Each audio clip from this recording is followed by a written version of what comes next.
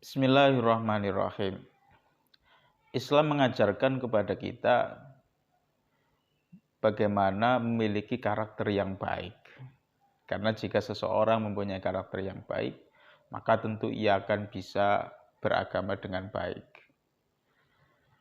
Terutama pada anak-anak yang masih usia dini, itu sangat rentan terhadap lingkungan sekitar.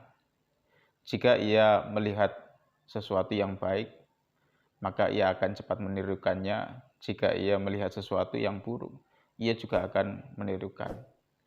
Kewajiban kita sebagai orang tua adalah mengarahkan, mendidik bagaimana supaya anak kita dari usia sedini mungkin mempunyai karakter yang baik. Dan ini sudah diatur oleh Islam. Sehingga Nabi Muhammad SAW juga mengajarkan kepada kita apa yang harus dilakukan orang tua terhadap anak-anaknya yang masih kecil. Dalam pembahasan kali ini kita akan membahas apa yang menjadi kewajiban orang tua terhadap anak-anaknya ketika masih usia dini sampai usia dewasa. Langsung saja saya akan membacakan kitab Fathul Mu'in dan syarahnya I'anah mengenai hal ini. Kewajiban orang tua yang pertama kali terhadap anaknya yang masih kecil adalah memerintahkannya melakukan sholat. Sebagaimana dalam kitab Fathul Mu'in disebutkan, Bismillahirrahmanirrahim, wa yu'maru dzusiban dzakarun au unthan mumayyizun bi ansara ya'kulu wa yashrabu wa yastanji wahdahu. Kewajiban pertama yang seorang tua yang harus dilaksanakan adalah memerintahkan anak-anaknya untuk melaksanakan sholat, baik itu anak laki-laki ataupun anak perempuan, jika mereka sudah mumayyiz. Mumayyiz ini para ulama berbeda pendapat tentang definisinya. Ada ulama yang mengatakan bahwa mumayyiz adalah bi ansara ya'kulu wa yashrabu wa yastanji wahdahu. Ketika anak sudah bisa makan sendiri, minum sendiri, istinja sendiri, artinya kebutuhan-kebutuhan yang sifatnya primer itu sudah bisa dilakukan secara mandiri, maka anak seperti ini sudah dikatakan mumayyiz. Ada juga beberapa ulama yang mendefinisikan mumayyiz dengan definisi yang lain, yakni ayya'rifa yaminahu min shimalihi. Jika dia sudah mengetahui mana yang kanan dan mana yang kiri. Ini sebagaimana hadis yang diriwayatkan oleh Abu Dawud ketika Nabi Muhammad SAW ditanya, mata yu'maru as-subyu bis-sholah. Jadi Nabi ditanya, kapan ya Nabi anak kecil sudah diperintahkan untuk melaksanakan sholat. Nabi menjawab, faqala idza arafa yaminahu min shimalihi. Jika dia sudah mengetahui mana yang kanan dan mana yang kiri. Hadis ini ditafsiri oleh para ulama, yang dimaksud adalah aima yadurruhu mimma yanfa'u. Ia sudah mengetahui mana yang berbahaya baginya dan mana yang bermanfaat baginya. Ada ulama yang mendefinisikan daripada mumayyiz adalah ayyafama al-khitaba wa yarudda al-jawab.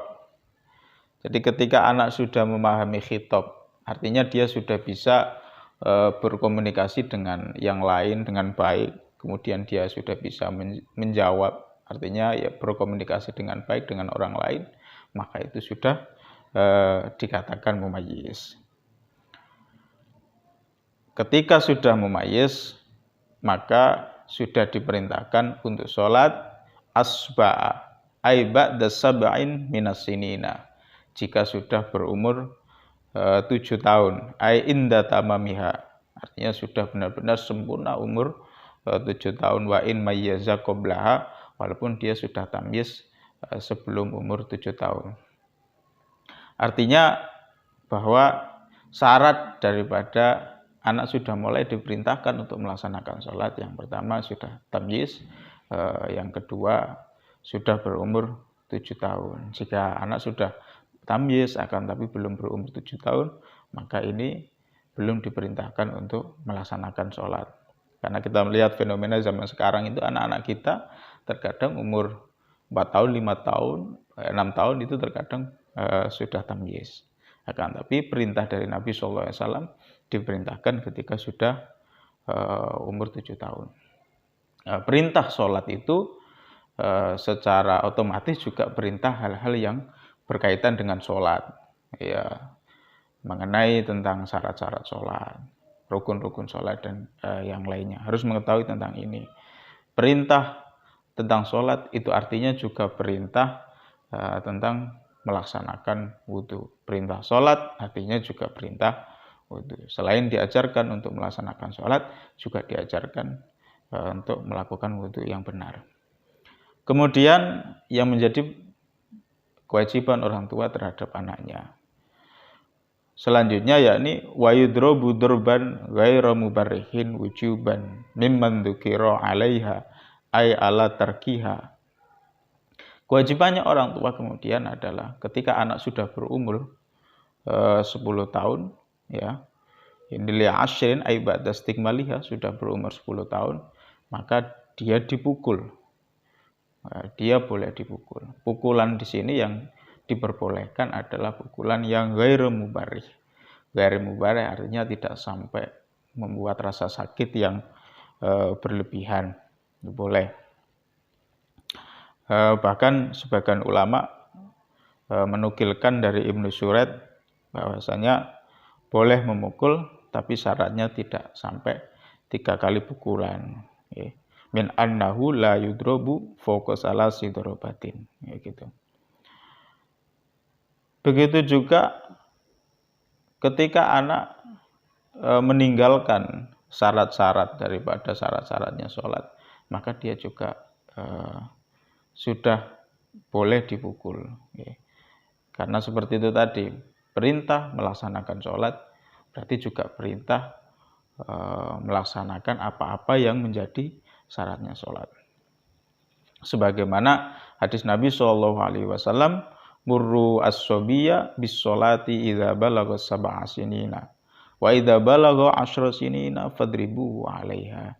Jika anak sudah mencapai umur 7 tahun, maka perintahkanlah mereka untuk melaksanakan sholat.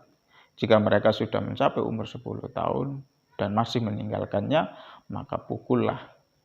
Ini langsung dari perintahnya Nabi Muhammad SAW.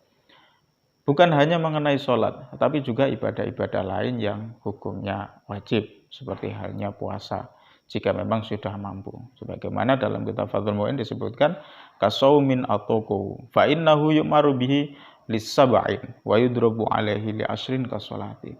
Begitu juga puasa, jika dia sudah mampu, maka dia harus diperintahkan untuk melakukan puasa ketika sudah umur 7 tahun, dan dia dipukul apabila meninggalkan ketika dia sudah berumur 10 tahun. Lalu apa hikmah daripada semua ini?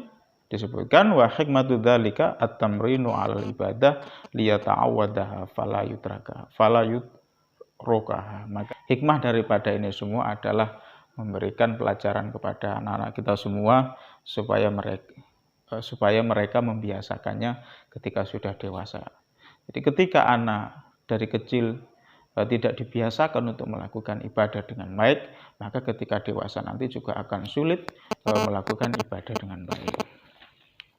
Selanjutnya apa yang menjadi kewajiban orang tua terhadap anak-anaknya? Selain perintah untuk melaksanakan ibadah, juga larangan untuk melakukan segala yang diharamkan. Sebagaimana disebutkan dalam kitab Fathul Mu'in, wa yajibu aidan ala man marra nahyuhu minal muharramat wa ta'limuhu al-wajibat wa nahwuha min sa'iri syara'i adz-dzahirati. Juga termasuk kewajiban orang tua adalah melarang anak-anaknya untuk melakukan yang diharamkan oleh syariat, mengajarkan sesuatu apa yang menjadi kewajiban mereka. Contoh kewajiban adalah seandainya dia perempuan sudah masuk waktu umur balik, maka dia sudah wajib mengetahui tentang hukum-hukum haid. Dan ini wajib untuk belajar tentang itu. bukan hanya tentang ibadah-ibadah yang sifatnya wajib, ibadah-ibadah yang sifatnya sunnah juga diajarkan. Walau sunnatan kasiwakin wa amruhu bidzalika.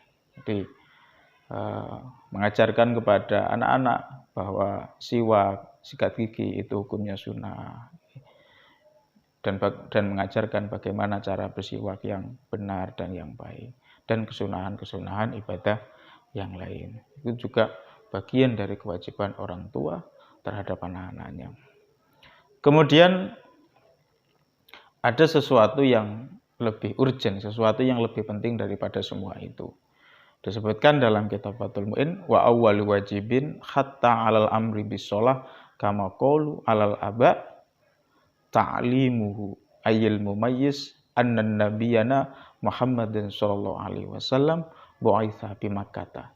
Jadi dari semua kewajiban-kewajiban itu tentang ibadah, sholat, ada sesuatu hal yang lebih penting daripada kewajiban-kewajiban itu semua yang tadi telah disebutkan, yakni mengajarkan kepada anak-anak kita tentang Nabi Muhammad SAW, bahwa Nabi Muhammad adalah Nabi kita, bahwa Nabi Muhammad adalah nabinya umat Muslim. Mengajarkan kepada anak-anak kita tentang sejarah Nabi Muhammad, mengajarkan anak-anak kita tentang riwayat kehidupan Nabi Muhammad SAW. Beliau diutus di Mekah, kemudian dikuburkan di Madinah, dan siapa keluarga-keluarga beliau, siapa sahabat-sahabat beliau, dan seterusnya. Dan tentu saja mengajarkan kepada anak-anak kita tentang tauhid, yakni bahwa Tuhan kita adalah Allah Subhanahu wa Ta'ala. Itulah ilmu yang harus diketahui oleh anak-anak kita sebelum mempelajari ilmu-ilmu yang lain. Dengan tujuan apa? Tentunya dengan tujuan untuk menancapkan keimanan dalam hati-hati anak kita. Mudah-mudahan keturunan kita menjadi keturunan-keturunan yang soleh, solihah, menjadi hamba-hamba yang diridhoi oleh Allah Subhanahu wa Ta'ala. Cukup sekian pembahasan kali ini. Akhirul kalam, wallahu a'lam bishawab.